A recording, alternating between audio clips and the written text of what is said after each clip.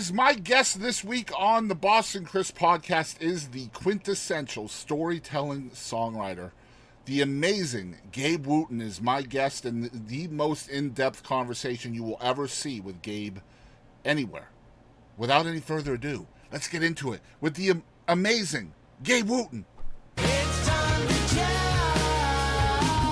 It's time to mingle. It's time to see what everyone's drinking. It's time to jam. It's time to mingle. It's time to see what everyone's drinking. Until we all lose connection.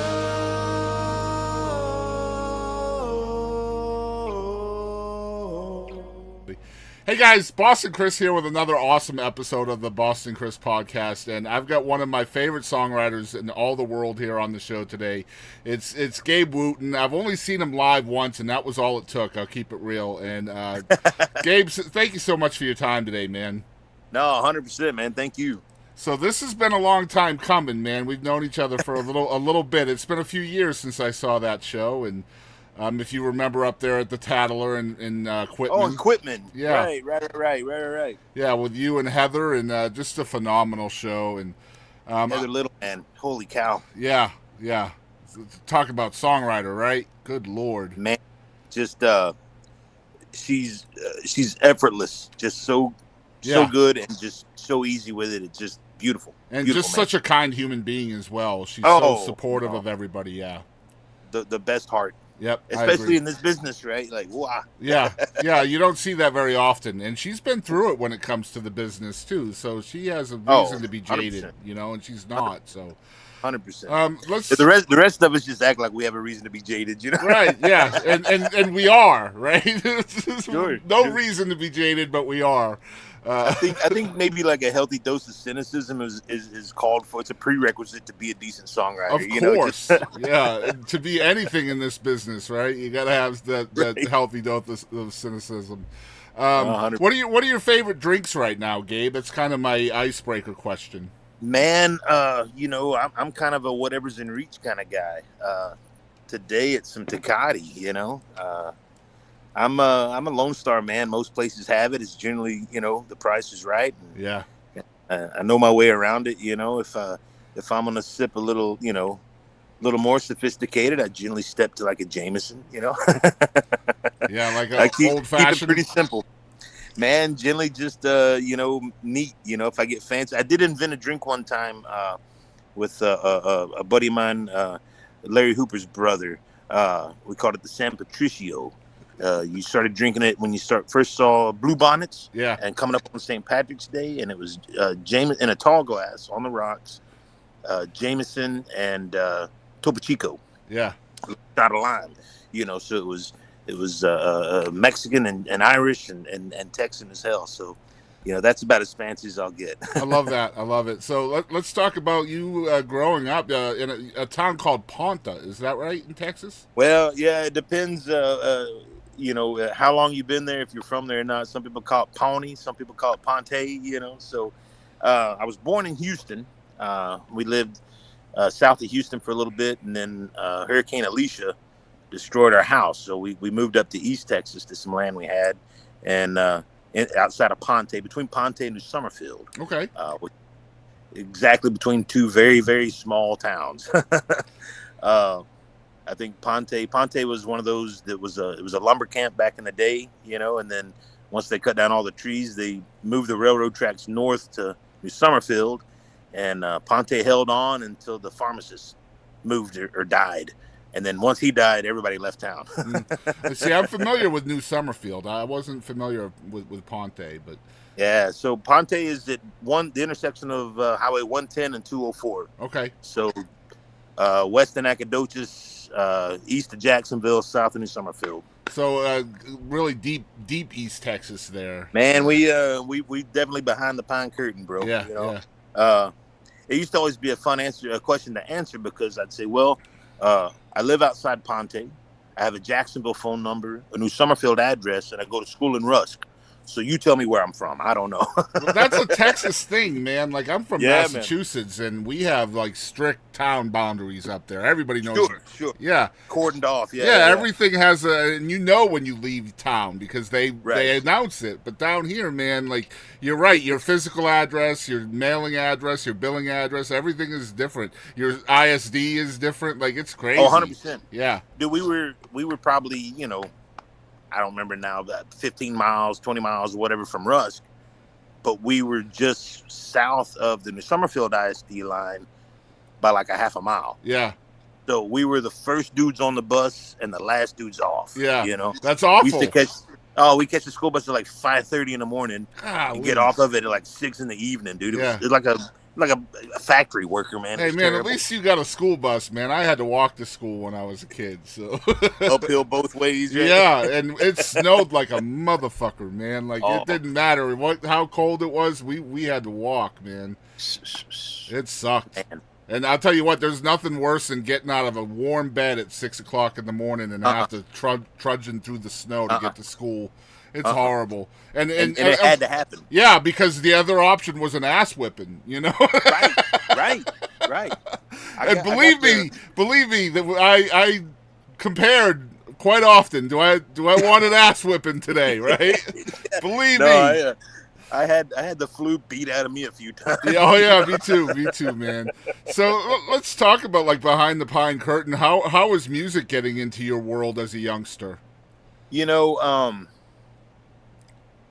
it's a favorite story of mine, and turns out I don't know if you're familiar with Country Willie Edwards. Of course, yeah, Him? yeah.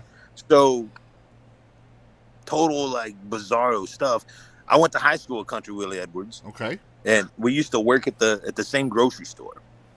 I wasn't into playing songs and stuff then, and I wasn't familiar with him doing it. You know, everybody kind of kept to themselves, and he was from the southern part of the county, so we didn't see each other, outside of school and then work or whatever.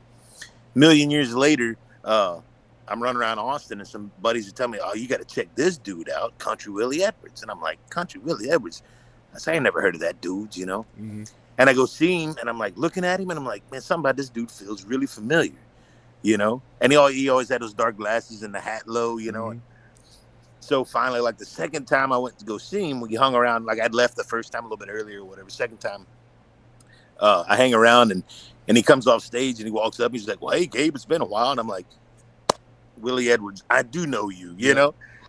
So I told this story one time. We played a couple of shows together, and I told this story, and he was like, "Holy crap, I thought I was the only one that this happened to." So in that part of Texas, and it's like a lot of parts of Texas, but instead of just being, from Big Lake and you're 1,000 miles from anything or whatever, in East Texas with all the trees and stuff, man, like it does a very good job of blocking out radio signals, right? Mm-hmm. So there was like a big country station out of Tyler. There was a KFOX 95, like a pop rock station out of Nacogdoches, that did a lot of the college stuff.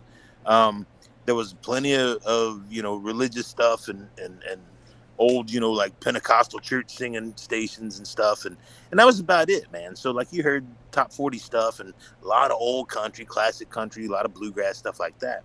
And that was about it.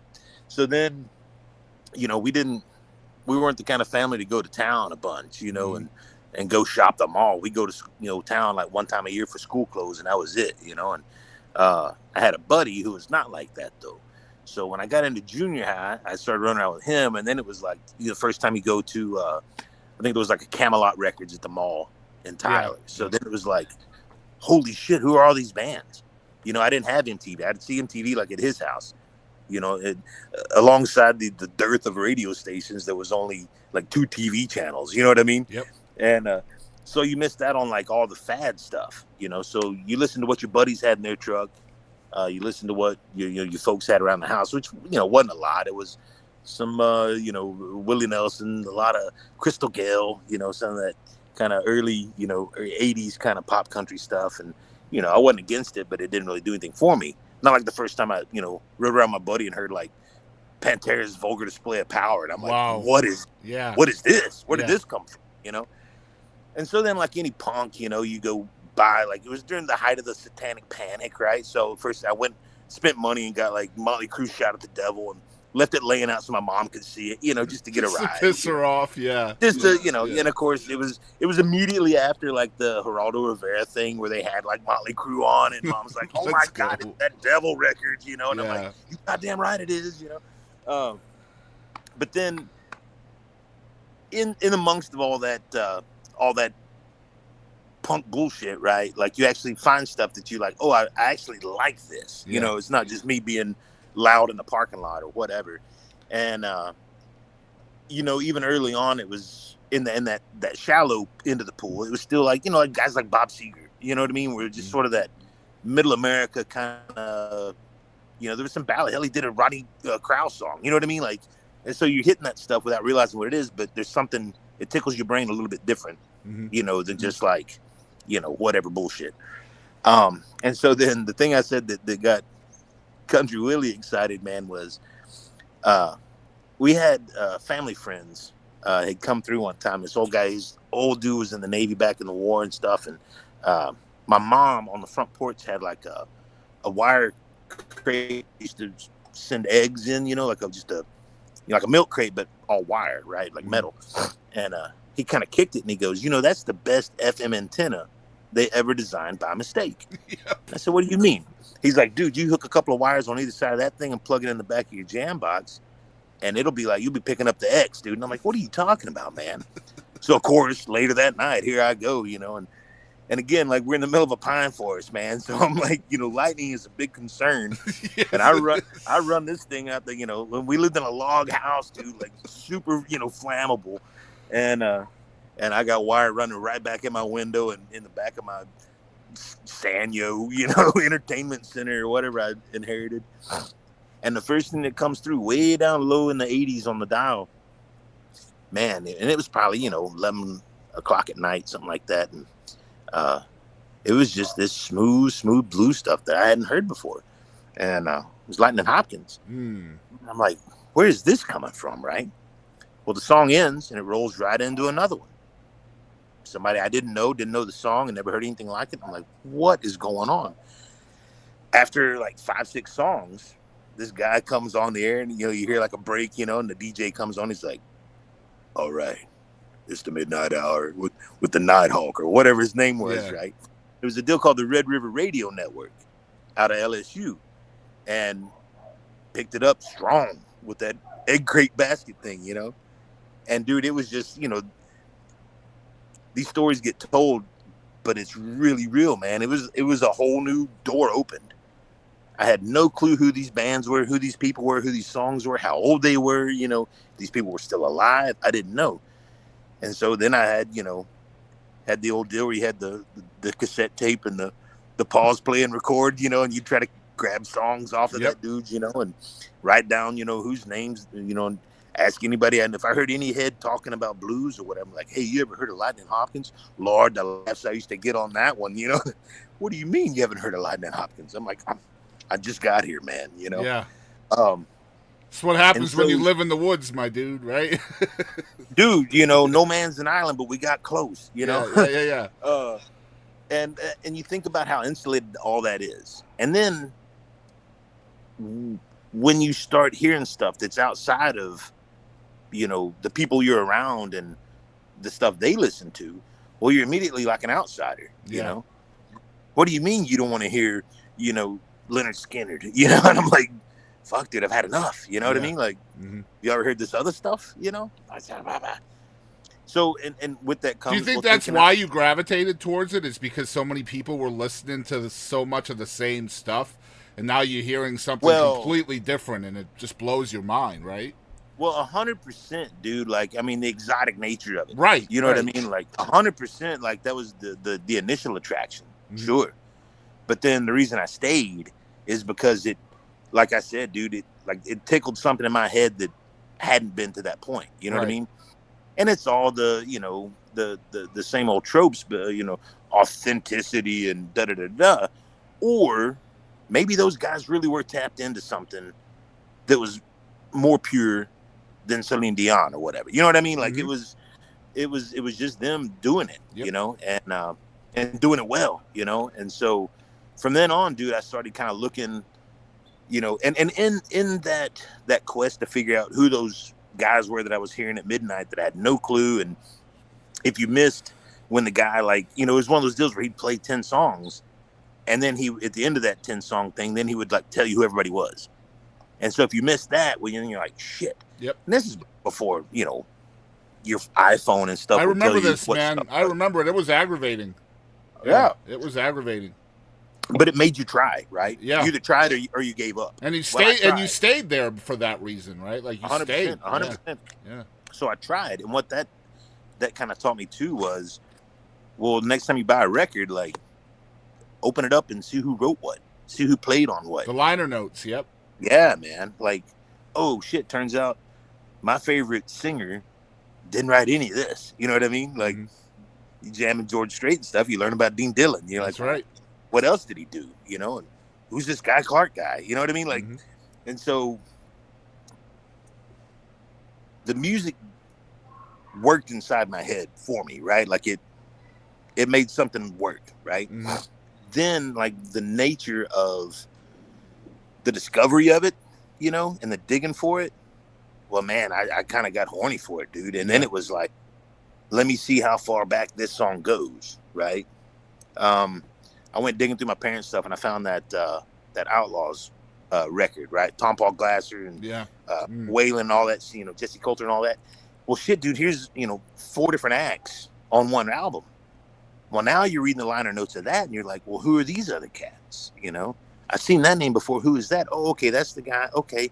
And then you're on to, you know, Jerry Jeff Walker. Well, then, holy shit. Yeah, this is just a different relationship with music than just your ordinary person, right? Like your ordinary consumer is just going to take it in, and then that's the end of the relationship. But like, very pedestrian, right? Yeah, for you and I, man, we're digging deeper. We want to know more. Like, we're in that rabbit hole, and like before the internet, that was tough, wasn't it?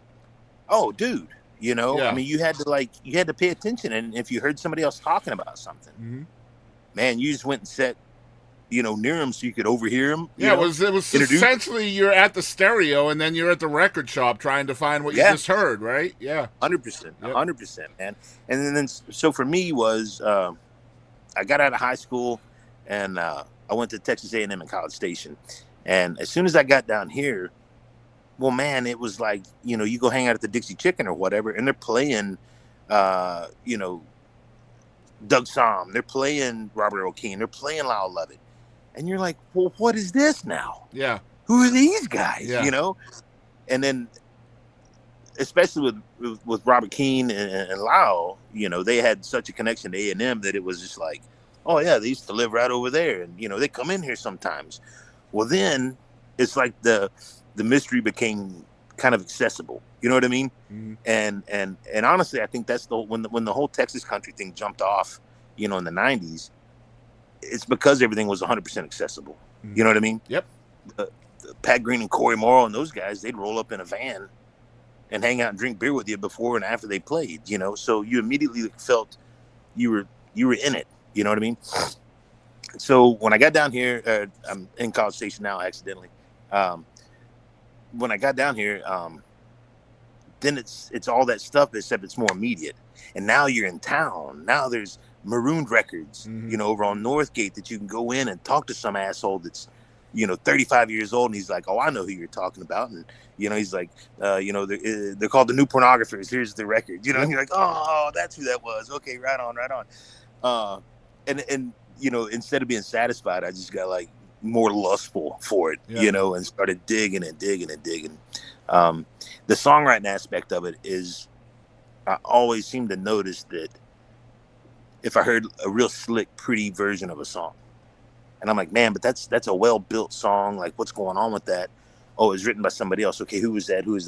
And then when I finally got down to like the initial instance that was at least recorded and available, right, of that song, I liked it 100 times. Yeah, more. And I don't know if I liked it more because of some supposed, you know, nascent idea of purity, or if just the song in that form really, just the rawness of it, right? Really did it. Yeah. That's what I'm a fan of too, man. Like, just finding that rawness, and like so many Well, times. no wonder you like me, man, because I'm raw as hell. Yeah, that's why I like you, man. Absolutely, dude. Like, just hearing the stories and the freedom to tell whatever story you want in whatever form you want. I mean, that's the attraction to people like you, Gabe, you know, and the hundreds Yeah. like you, know, honestly. Right. But, like, for me personally, you talk about the singers and the songwriters, right? Like, I love Right. hearing the songs by the songwriter. Like, I love to hear Sure. the George Strait song performed by Dean Dillon, right? Like, the Right. way it was meant to be beforehand. Like Leslie Satcher, who wrote Troubadour for George Strait. I love her version of that song. It's just, Right. it's so Right. much more pure and unpolished, you know? Well, now, and not that I'm, some be all end all or whatever, man, but now that I am and have been writing songs for a while, I think what it is there's such nuance and weight Yeah. in certain words and how they're there for a reason, Some words can be just sort of, accidental or whatever, but most words are there for a reason, right? And the asshole that thought it up is going to say it the way it's supposed to be said. Yep.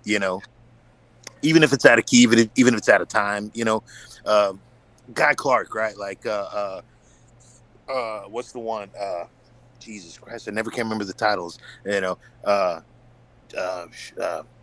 Goddamn, the one about when you're thinking about running for the back door, and then he's got that just oblique and out of time. Don't, Mm-hmm.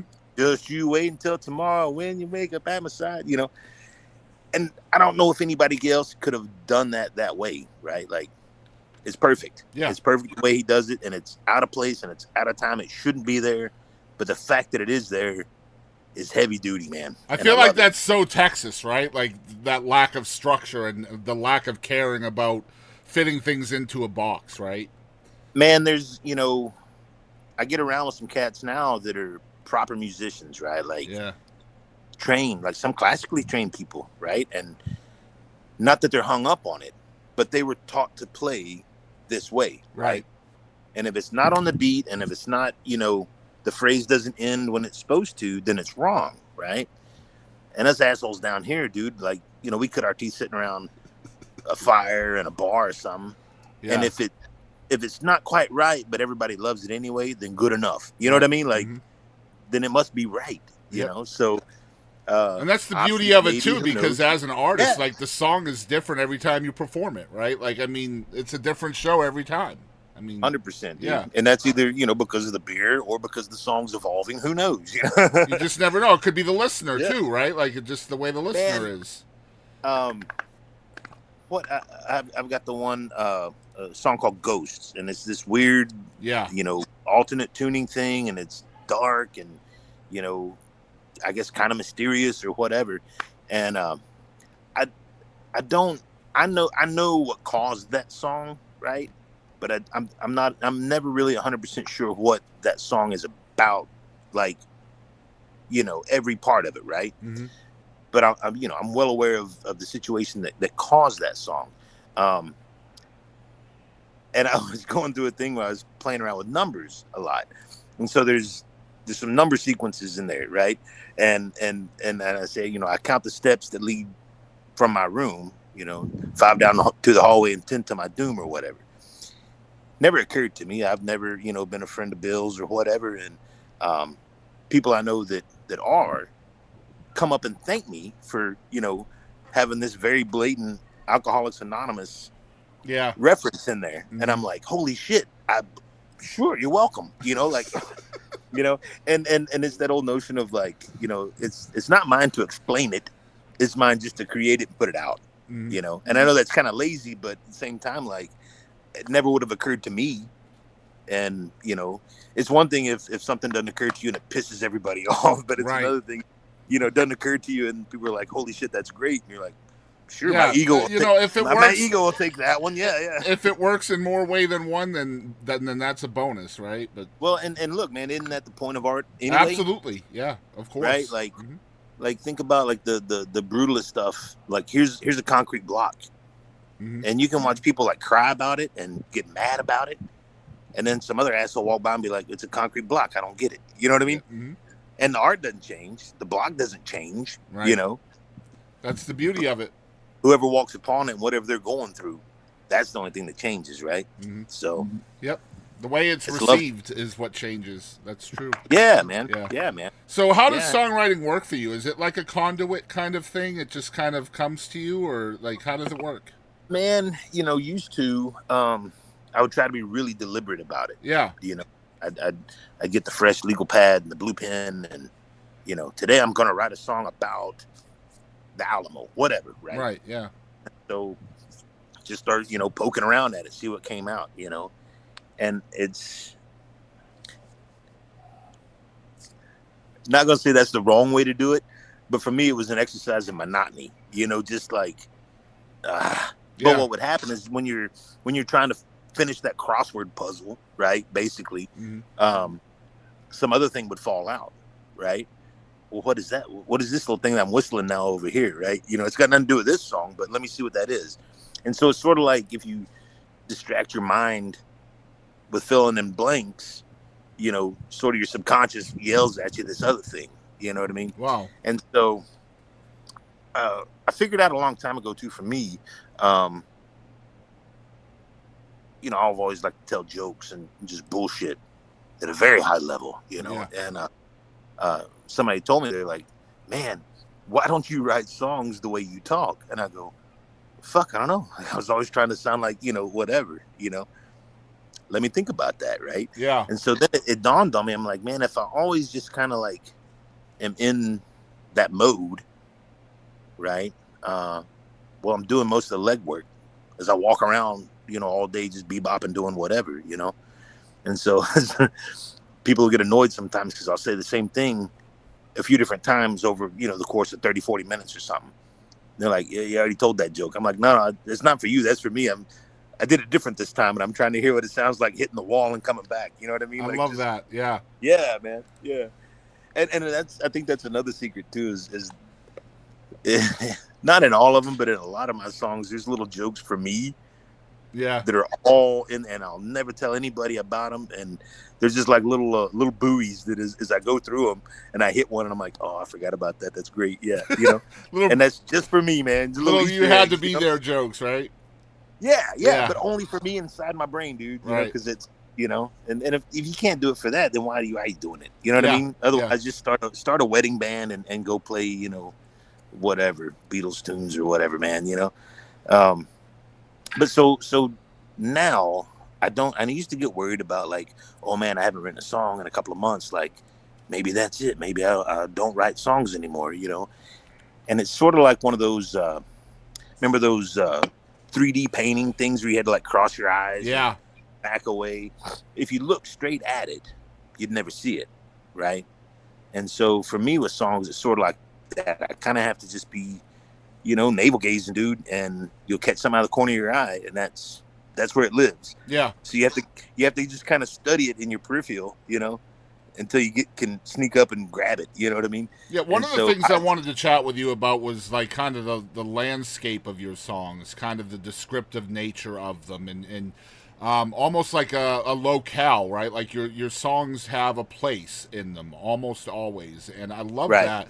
Like it's kind of like when you read a book versus watching the movie. The book is going to Right. have all that descriptive language in it. The movie's going to have all that visually. You're really good at describing things in songs. Is that kind of a strategy of yours? Is that something you seek? I think it's maybe an artifact. You know what I mean? I was a big reader. Like I said, we didn't watch a lot of TV growing up, man. Right. If you weren't into Wheel of Fortune or the nightly news, then the TV was off at our place, and what John Prine say, right? She made me live in my head. I did a lot of head living for a long time, and read a lot. And the books that I always enjoyed the most, right, were just the ones that set it up for you, built the room, right, Mm-hmm. and then let you walk into it. Mm-hmm. And so I think it's just an artifact of that, man. I don't know that I intentionally set out to build a scene, right, before setting it in motion.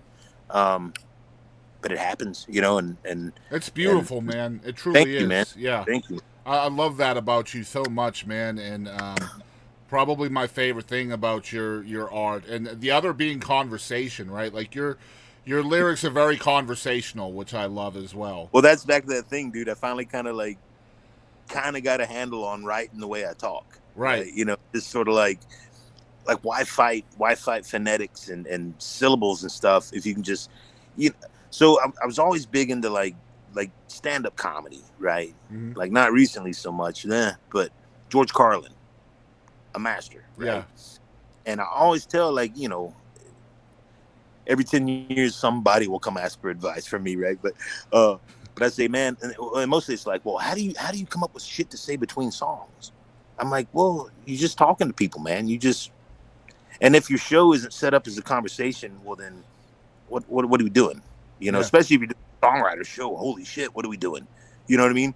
It's supposed to be a conversation. It's massive. It's massive. And the songs, and the songs are as much a part of it as the bit you say before or after or whatever. Yep. It's all a conversation, man. And so I tell them, I'm like, go watch every George Carlin special you can get your hands on. Go listen to the record, 7 Dirty Words. Holy shit. It's the most punk rock thing in the history of things, dude. Yep. What you learn when you're watching those comics from then, you know, late 70s into the early 90s, maybe, you got to set it up, you tell the joke, and then the punchline. Well, it's the same with a song a lot of times, man. It's like being the pitcher and the hitter, right? That's it. Yeah. Mm-hmm. And you got to be the catcher too in case he gets by, you know? Yep, exactly right. Yep. But I think that's the notion of you know, the songs having a setting and a locale. I think is just artifact of how I figured out how to do it. You know what I mean? Yeah. Do your lyrics to your songs change? Like, do you make up new lyrics to your songs? I mean, people would never know, right? I mean, you're the writer, so. Well, used to before people started coming to shows, yeah. If people started learning the songs, now you can't get away with that shit anymore. I know, and I'm gonna tell you, dude. Like, the Live from the Old Quarter record was actually my second record. Okay. But the first one didn't get much distribution, right? Like none, in fact. But maybe doing what I do and making a live record, I never really thought about it until about 2 months later, when people, you know, I recognize Singing people in the along. audience. Yeah. Well, that, and then then you're telling the stories, and they're like, you told the story different this time. And I'm like, shit, did I? You know? Like, oops. You know? Because it's sort of like a joke too, right? Yep. Like the important part is the setup and then the punchline. The meat in between is sort of like that's how you get there, right? You know? Yeah. And so like, shit. Not only do they know the lyrics to the songs now they know all my goddamn stories. Now I know why Ray Wiley Hubbard was bitching so many years ago. You know? Yeah. Right? Yeah, Ray Wiley's notorious for that. It's like, is that... The entire audience goes, I didn't know a goat walked on his back legs, you know. One thing I wanted to chat with you about as well is kind of your aversion to the black and white when it comes to genre, right, and style. You have so many influences, but you don't kind of sit in any place. And right. You've been very vocal about, you know, not being black and white with your art. Why is that? Man, first of all, I'm self-taught, right? As far as being a musician, right? Right. So, I don't quite do country right. I don't quite do the blues right. I don't quite do, you know, rock right. I don't quite do jazz right, you know. But I do stuff that when I figure out a melody or whatever and chord it out, it works for me, you know. So it sounds a little bit like everything. It sounds all that stew just stirred up, you know what I mean? So. And then, to be honest, man, there for a while, I kept getting lumped in with like the Texas country stuff. Yeah. And man, honestly, like I didn't want to be affiliated with a bunch of those assholes. You know, I didn't have any. I had songs about going to the river, but they're way different than their songs about going to the river. You know what I mean? Yeah. And I'm like, no, I'm not quite a folky. You know, I don't give a shit about Curville. You know what I mean? Mm-hmm. Like, so I'm not a folky, but I'm not a Texas country guy. You know. So then it became like, not like a fear of being pigeonholed so much as I just didn't agree with any of them, you know? And then it's not important to me except for marketing, right? Yeah. Like how do you describe your stuff? so we know what to tell people to expect. Well, fuck them. Pay the $10 and come see. Me and James Steinley, we came up with one. We were calling it County Country. So it wasn't like George Strait country. It was just sort of like out in the county country. Yeah. You know what I mean? And we had a fun time making up genre names that we did think were acceptable. Brush pop, county country, ag trage. I love it. Ag trage. It was all like tragedies involving agricultural, mechanics and Yeah. stuff. He had one T-post metal. There was going to be like, That's heavy metal awesome. songs about working on the farm, But all that to kind of, poke fun at it, And I think there was such a mantle to that stuff. Like, when, what was it? The Gavin chart, right? Folded 2000 or whenever that was out of Nashville. There was this void. There was this vacuum, dude. And so all of a sudden there were 19 different Texas country, ratings, rankings, Yeah. whatever the shit you call those things, right? And so, depending on which one you looked at, the number one song in Texas country would be 7 different assholes that you've never heard of. Right.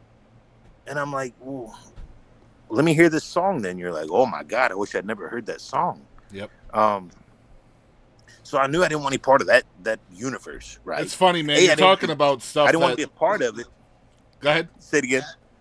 Oh, I was just gonna say, I've thought about doing like a Boston's tidbits thing with like little tidbits and advice, and one of the ones I wanted to do is, it's kind of funny what you're talking about. Is like, look, if you're an artist or a songwriter, and you find yourself on a chart, Right. and you don't recognize the name of anybody else on the chart, chances are it's not a credible chart.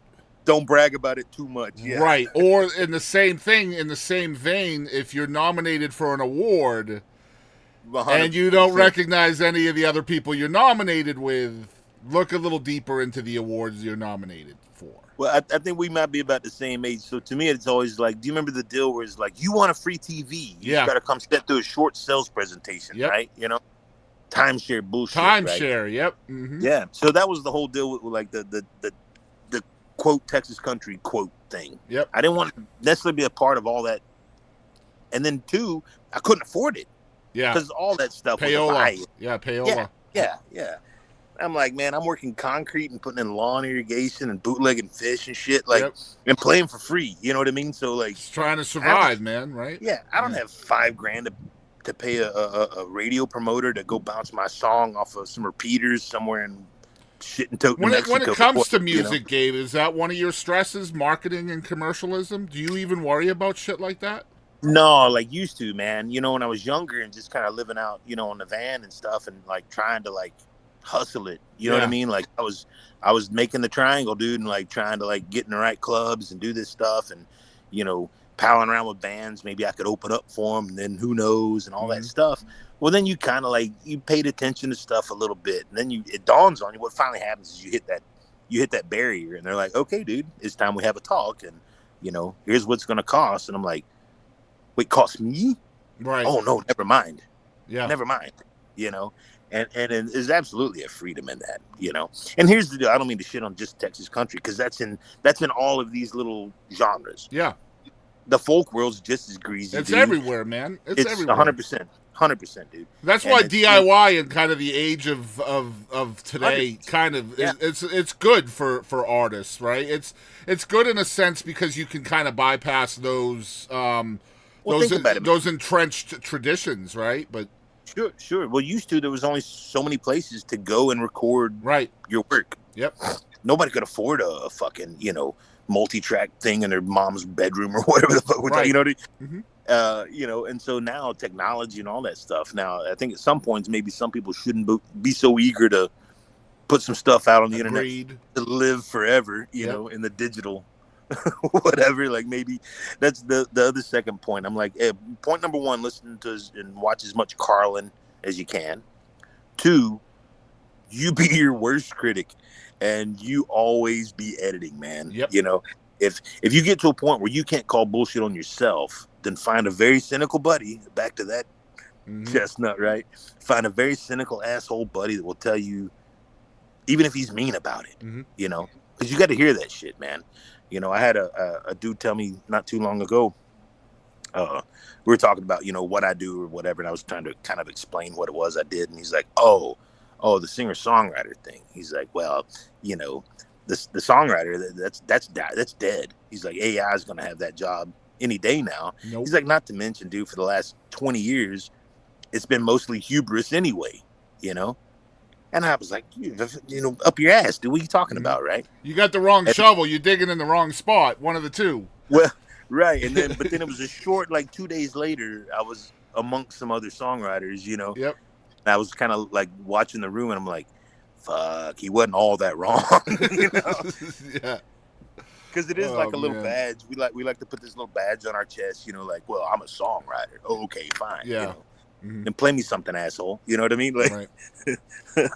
And that's kind of the bad side of it, right? Is that oversaturation, right? Like everybody can do it, but it's not all quality, and you know, just trying to find the wheat through the shaft is really difficult. Yep.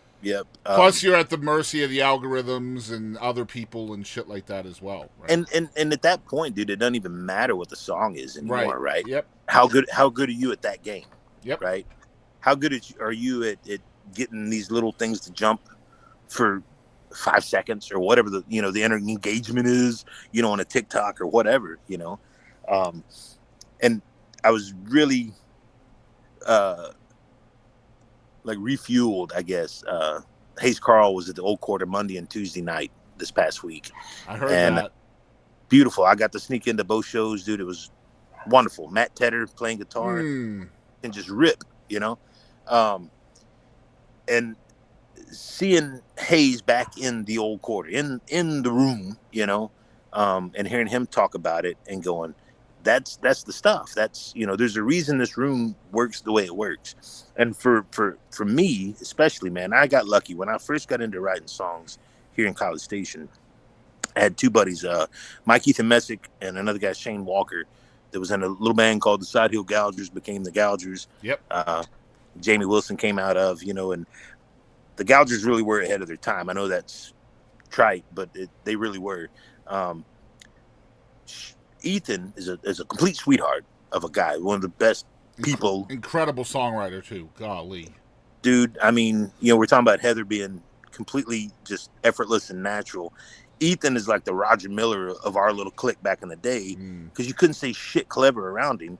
Because by the time it dawned on you that, hey, maybe that's a good line or whatever, this asshole already written 2 songs off of it. You know what I mean? While he's sitting there talking to you, and you're like, God almighty, dude.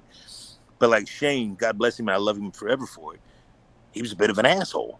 And if you played something that was bunk, he'd tell you, you know. If you played something that maybe wasn't bunk, he'd still call it bunk. You know what I mean? But it got you to a point where you were like, okay, maybe he's right. You at least look at it, you know, and go, well. The cure for complacency, right? Yeah. That's right, dude. And I'll always be grateful for that. So then, you know, 2000 is about when I really kind of started playing, you know, and playing out and stuff like that, and figuring out how to plug guitars in and all that kind of shit. And I hooked up with a little band at a College Station here, and they'd let me go open with them, you know. So I'd ride around in a van, and, you know, we'd play bullshit joints in Houston and stuff. But we figured out about the Old Quarter, and it was Wednesday and Thursday standing, you know, songwriter nights. And so if everybody got off working time, somebody had a car that ran and some gas money, we'd rip the Galveston, dude, and like try to get in there and go play songs, right? In those days, the green room, it's always had a door, but the door was never closed. When Rex was running it, there was just a curtain like pulled across, and the PA was right there. You had to run the PA on the stage, and but you could reach it from the green room, right? And so, like, if you were just thinking to join up, you'd see Rex's hand kind of come around the corner, and he'd turn you off, dude. You know? Let's go. Or he'd come out and like just like put his hands on his hips and be like, "You need to tune your guitar. Come back when you're better." You know? Whoa! It would shut you down. It was like the Sandman at the Apollo. You know, like sweep you right off the stage, dude. But conversely, dude, if you played something, he'd kind of poke his head, you know, out of the curtain and look at you, you know. And if he really liked it, he'd come find you afterwards and be like, "That song you played, did you write that?" You're like, "Yeah." And he'd go, "Hmm." And then go back in the green room. Yeah, you know what I mean? just a grunt. Yep. Yeah, yeah. But that grunt was like Gold. Yeah, it was gold. Yeah. Yeah. And I mean, there's plenty of arguments about you shouldn't try to get validation from somebody you don't know or whatever.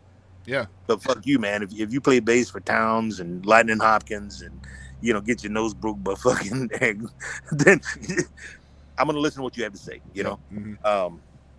So it's not lost on me how fortunate I am to all these years later be, geographically close and to one of the best listening rooms on the planet, but also to be, I had the first record on the Old Quarter Records thing, and if you'd have told me, 20 years ago, yeah, one day you're gonna make a live record at the Old Quarter, I'm like, yeah, right.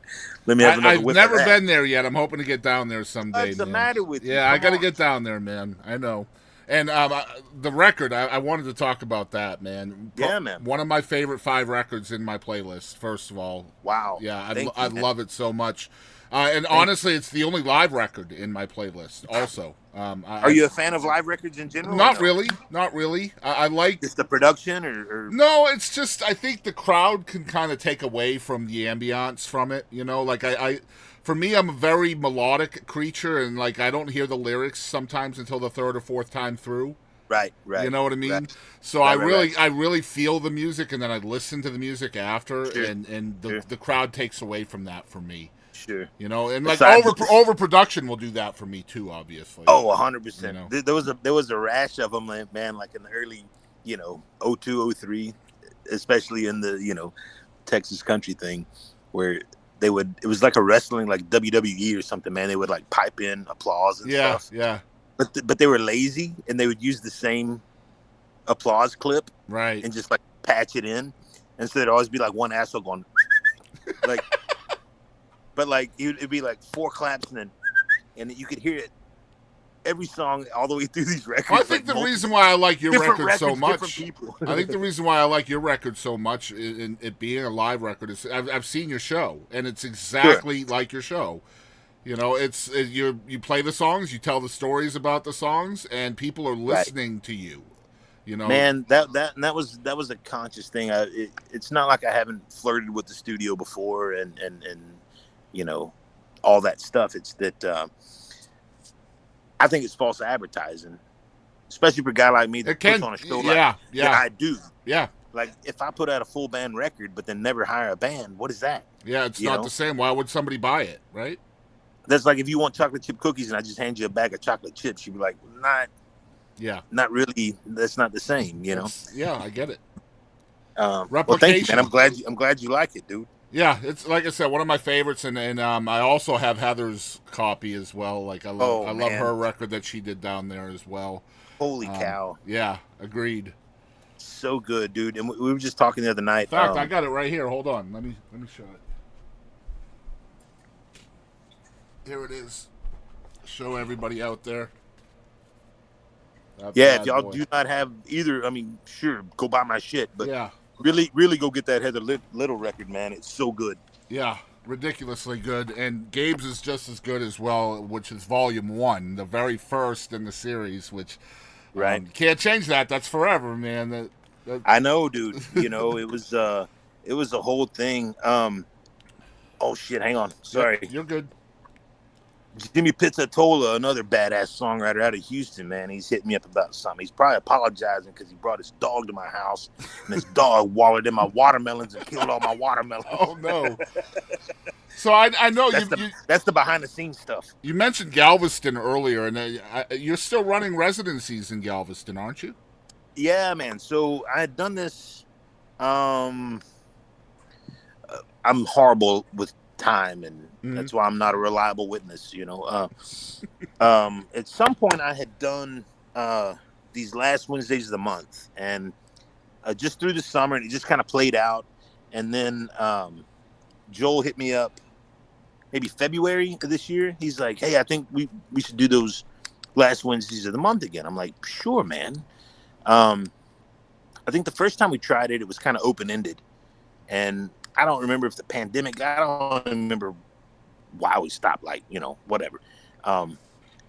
but so I said, yeah, man. And I said, let's do May through September, right? Like the bulk of hurricane season. Let's do that midweek, on an island near the coast of Texas, right? So, but initially, what I wanted was, they after the pandemic really kind of messed up the schedule down there, man, and they stopped doing the Wednesday, Thursday standing songwriter nights, which I mean had been an institution since Rex walked into the joint, in '96 or whatever.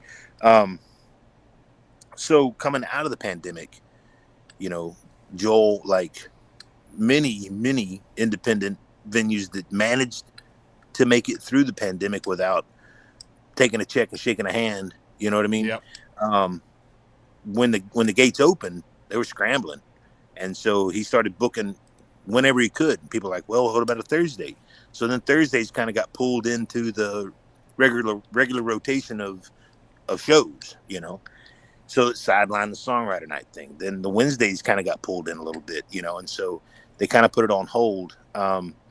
So the Wednesday shows that I do the last Wednesday of the month, this time around just May through September, it's twofold. It's a midweek show. As you might suspect, I know a lot of bartenders and waitresses and stuff, and they're like, we're always working on the weekends, man. I'm like, okay, let's do a Wednesday.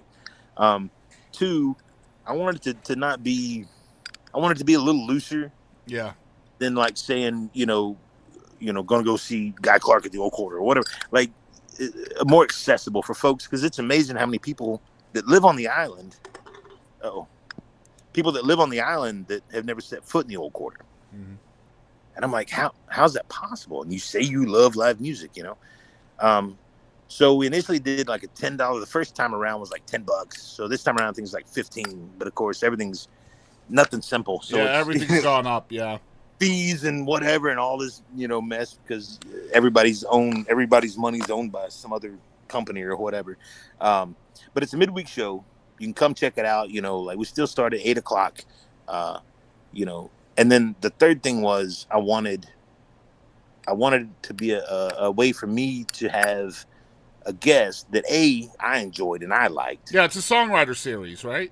Well, yeah, and shit, I got to be there too. You know what I mean? So, and then two, let it be people that I think need to be heard. Yeah. That maybe, not that they couldn't book a Friday, Saturday, but maybe hadn't. You know what I mean?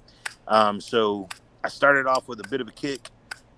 John Evans was my first guest, and it was fantastic. I've loved John's music for a long time, but he's kind of known for, ripping stuff up, and so it's kind of nice to kind of make him just kind of like, let's just play songs, man, and he showed up and did, and it was fantastic.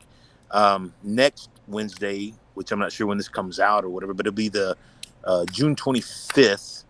Will be Molly Donnell from Fort Worth, who is fantastic. My only apprehension with this one is she's very positive and just like sunshine, And I'm like, well, we're going to be opposing forces, perhaps, But even that's fantastic, right? That's great. July 30th will be Juliet McConkey. Okay. Who's fantastic. She's in Austin now. She's been back in Virginia for a minute, but she's back in Austin now. She's got a great new record out on what's it called? I think it's called Soggy Anvil. Is this little upstart label thing that's got a very, very cool roster of people making kind of outsider stuff a little bit. I'll have to check it out, man. Thank you. Yeah, man. Yeah, definitely do. And then June, July, August will be Pete Fields, who's in New Orleans now. He's a native of San Francisco, did some time in New Mexico. Wow. And now New Orleans. He had a band back in the day called Trainwreck Riders. There's just this fantastic, like, loud alt country kind of street kid punk thing, and it's fantastic. And Pete now is, he's one of these guys that I've known for a minute and listened to his stuff for a long time. And he has kind of hit this You ever do that thing where you do just the right amount of drugs and you're in the Buddha pose and like the golden lights behind you? Like, like Pete's there, man. Like he's just opens his mouth and speaks truth, and it's 100%. And then the last one in September will be Dennis O'Donnell, that coincidentally plays bass for Country Willie when he does full band shows. Dennis went up to New York and made this freaking like 3 a.m. basement jazz bar, like lounge, like torch song record that is the most beautiful thing I've ever heard. Wow. And he doesn't play a lot out, except he's got a place in Lockhart called O'Donnell's that sometimes he'll play with Ben Danaher and some of those guys. And so I'm excited to have him. I'm excited to have all these people come play with me. Great lineup, man. Right? Sounds like a great lineup. Yeah. It's fantastic, man. And like I said, I'm excited to have them to play with them. Yeah. But I'm more excited for people to get to hear these songs, man. So, hopefully it'll do some good and move a little dirt in the right direction. And so You know that's what I mean? the last Wednesday of every month at the Old Quarter, right, in Galveston? Last Wednesday of the month through September. Okay. Yeah. So Yeah. there you go, guys. If you're in Galveston, or even if you're not, travel, guys. Get your butt out there. Live original music. It's at the bottom of the state, so it's all downhill. Yeah, that's right. Just you go any just come- further south, you're going to get wet. You got to turn around and come back. That's Yeah. right. Yeah. And so that means you got to go back to the bar and order again. That's right. That's right, man. Guys, we got That's Gabe right. Wootten on the show. We're going to get into some fun segments with Gabe. These are a little bit quicker.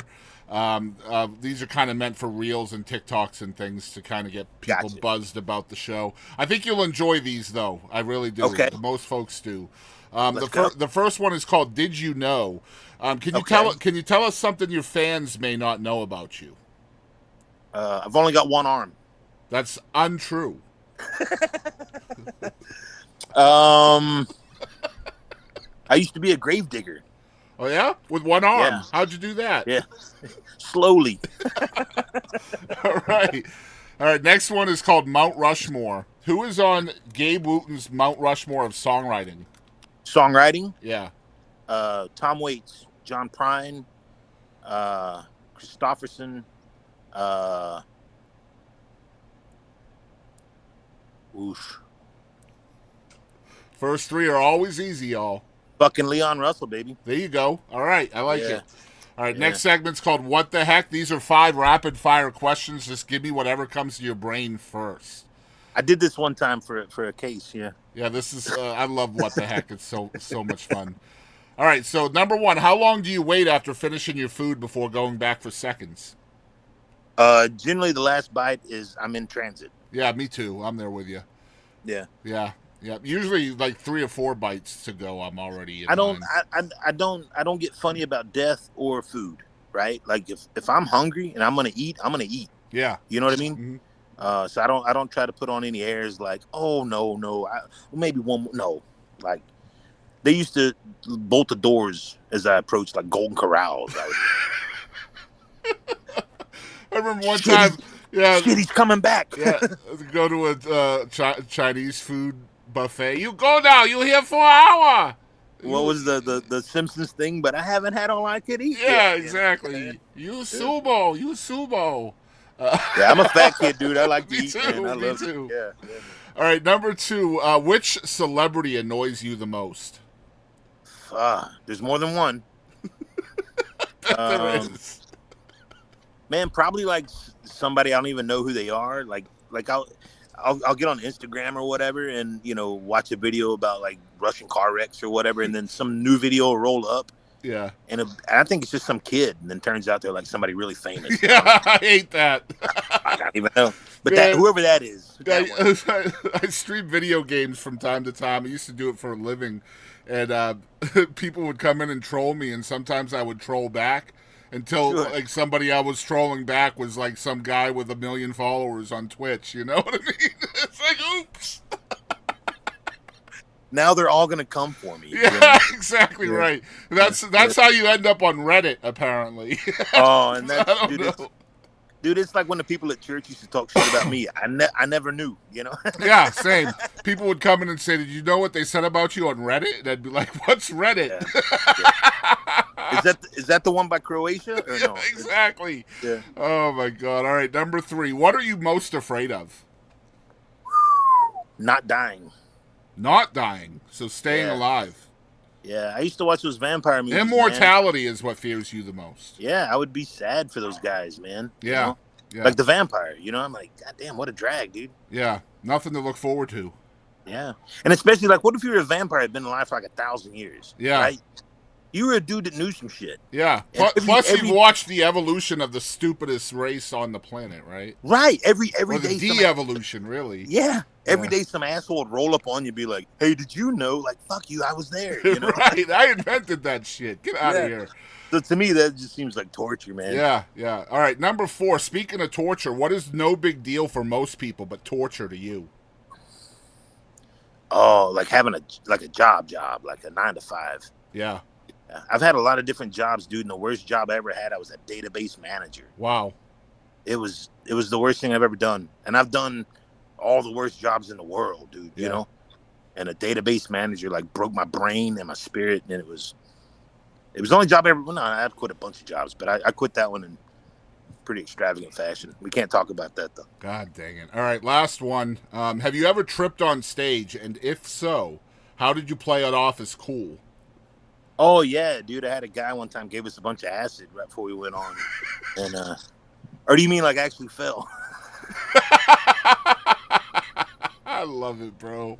Hey man. So look, speaking of John Evans, dude, there was a spot over here, and I guess it's still over here in Bryan, or outside of College Station or whatever, called the Beer Joint, and that was the name of the joint, the Beer Joint, you know.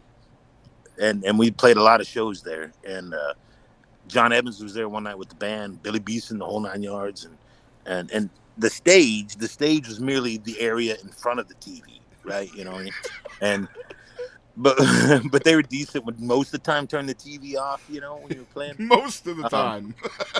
But we were hanging out, and it was a pretty loose spot, you know. And John said, "Man, why don't you get up and sing one with the band?" You know, and I said, "Yeah, dude, let's do it," you know. And I forget, it was Johnny Cash or something, you know, whatever, something easy and accessible. And, you know, the band's all scooched up in this one spot, and there's amplifiers everywhere and mics and stuff and drum kits. And John's a big old lanky dude, right? Like, he's tall as hell. And sure enough, he backed his heels up against an amp right as I started to sing. And he backed his heels up and he went down, dude. And, you know, I turned from the mic and I'm like, you know, are you okay? You know? And he's on his back playing guitar. Still going. Like, Let's go. half in, like, the cymbal stands and shit. And he's like, don't ever fucking stop, you know? And I'm Love like, it. Rock and to roll. to this day, man, I'm like, you know, if I see somebody go down, I'm like, don't ever stop. You know? I love it. So yeah, no, dude, I've probably fallen. I've probably fallen a bunch. Who knows? I think everybody has. Nobody has said no to that question. No, yet, so. no, dude. Look, a lot of these stages aren't very structurally sound. No, you they're know? not. So And there's shit I can always- everywhere, man. I'll blame it on the plywood or whatever. You know? One of my last interviews, I asked her that question, and she said there was something on the stage, and she said, I remember telling the band somebody's going to trip on that, and then And it was her. and it was her later on. Yeah, Look out for that rock. Yeah. Yeah. exactly. All right, next That one's goes- called One Artist. Who is one artist you wish the whole world knew about? Oh, Johnny Dowd. I love how you answered right away. Yeah, Johnny Dowd, dude. DOWD.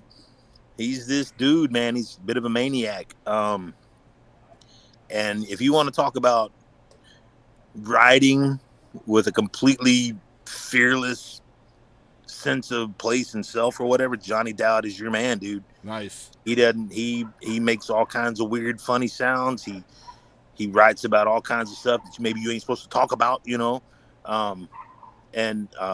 Matter of fact, I'm super stoked because when I was dicking around the Old Quarter, Amy LeVere and Will Sexton are coming to town in August, I believe, at the Old Quarter, and they're bringing Johnny Dowd with them. Let's go. Hell yeah.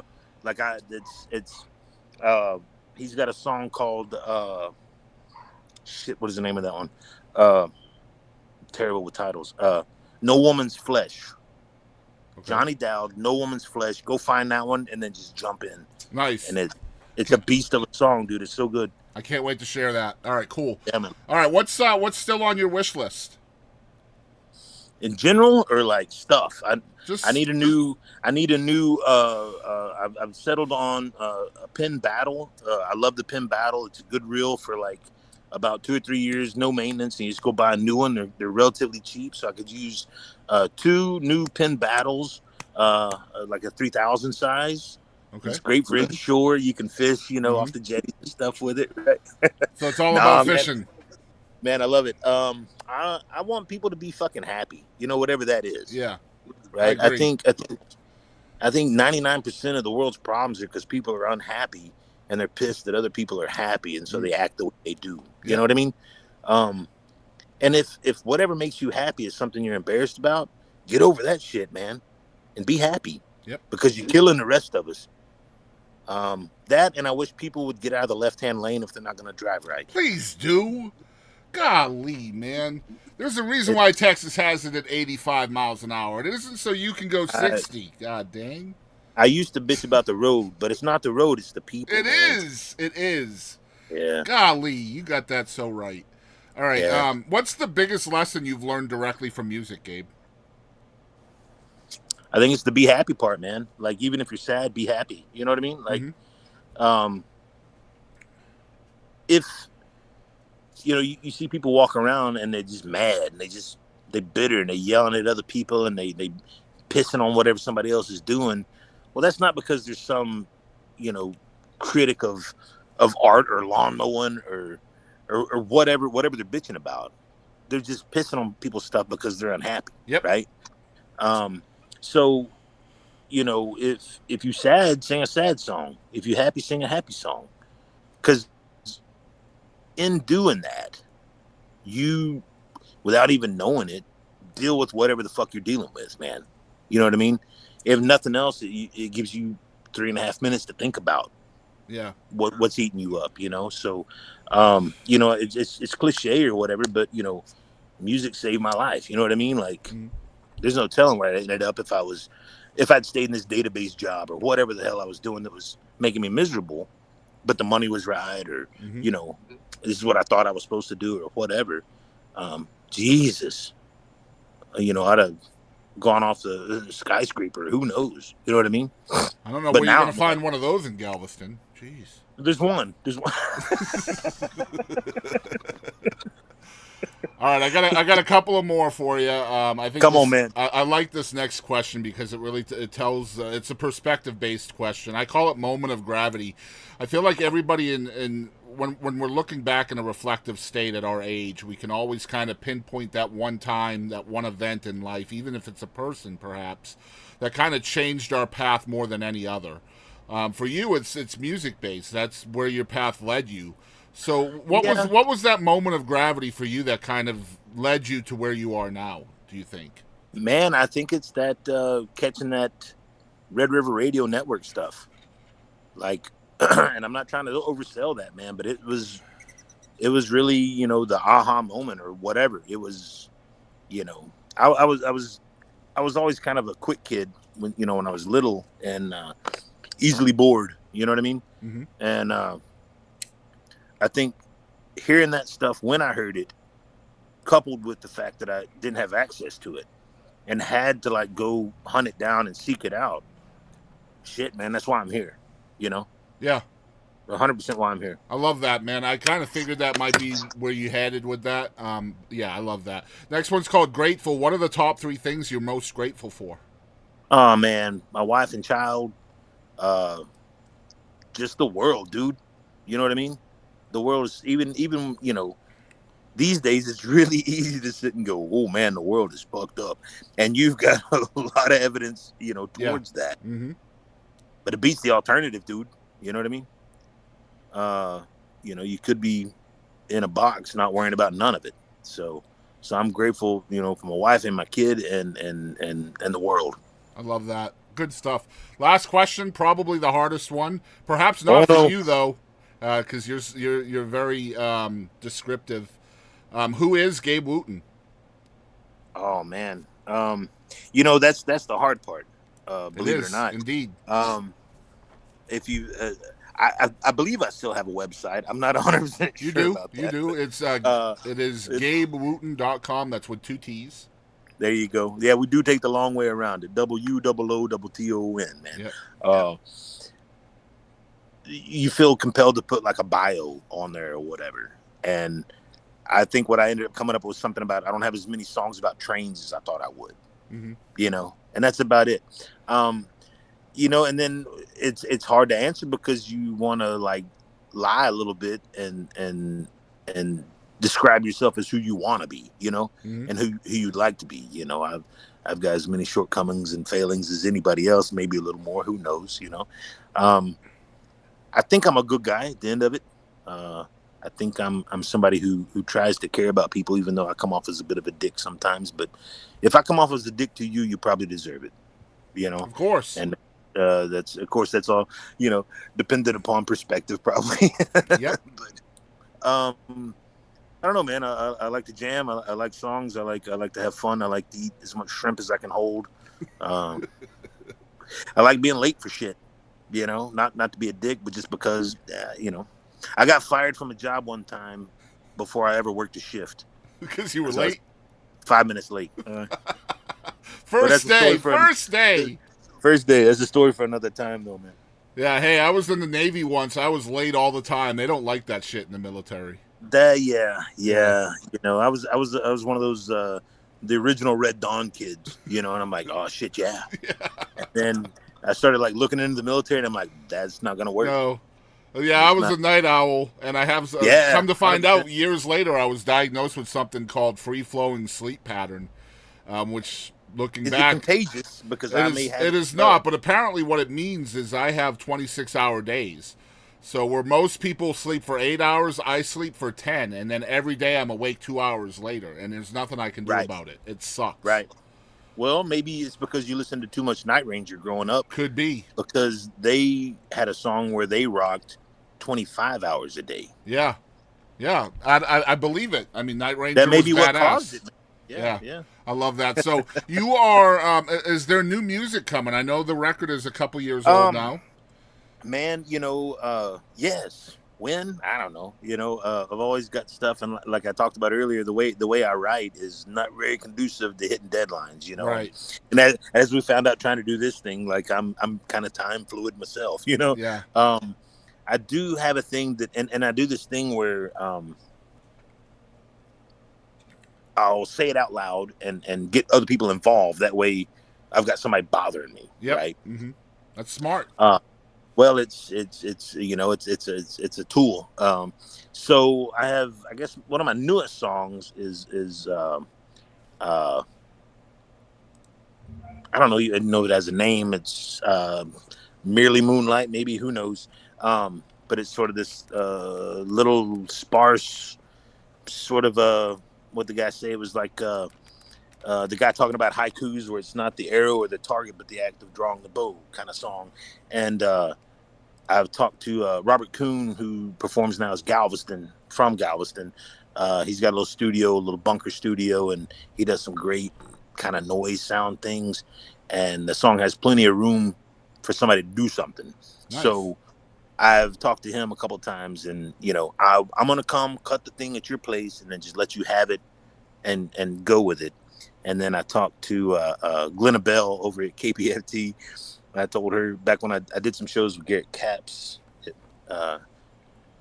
February. And I'm like, she's like, I need new music. And I'm like, I will do this thing with Robert Kuhn and I will get it to you. Please bother me about it. It's June, y'all. And then like 3 months later, I had to get mad at her and be like, hey, quit bothering me. Quit bothering me. But yeah, so now I've told, you're now like the fourth person I've brought into the circle of responsibility and, you know, accountability or whatever. So hopefully before the end of the summer, I'll get with Robert and knock that out. Let's go. I'll ship you a copy, dude, and we'll get it out there. It's a cool little song. I like to say not for or about, but because of another guy that was in College Station writing songs, a dude named Ben Hall, who unfortunately has passed since. But it's a cool little song, and I think it's a good one. So we'll try to get it to you, man. That's good stuff, man. Looking forward to it, man. Gabe, thank you so much for being on the show today. Thank you, man. Yeah, no problem. I want to reiterate to people, it's GabeWootten.com. That's GabeWootten.com. Yeah. ON.com. Yeah. And I'm he's generally- he's on Facebook and Instagram, so follow him on both of those yeah, as well. I'm back on Facebook, man. I'm on TikTok just to yell about world leaders and shit every once in a while, but mostly off of that. Hey, I started I started a TikTok for that reason in October of last year, and it blew up, and I got like 2,000 followers in a month, and then I switched it to music just so I could go live on there. Well, fortunately, I forgot the password. So, otherwise, I think maybe there'd be knocks at the door. At this I'm point, glad I'm not the only one that has issues with that, bro. I got papers everywhere with my login information, man. man, I got to start new ones all the time. Yeah, I hear you. Well, Hi, Gabe, T.G. Shepherd here, and thanks so much for tuning in to my friend Boston Chris right here on this show. It's time to jam.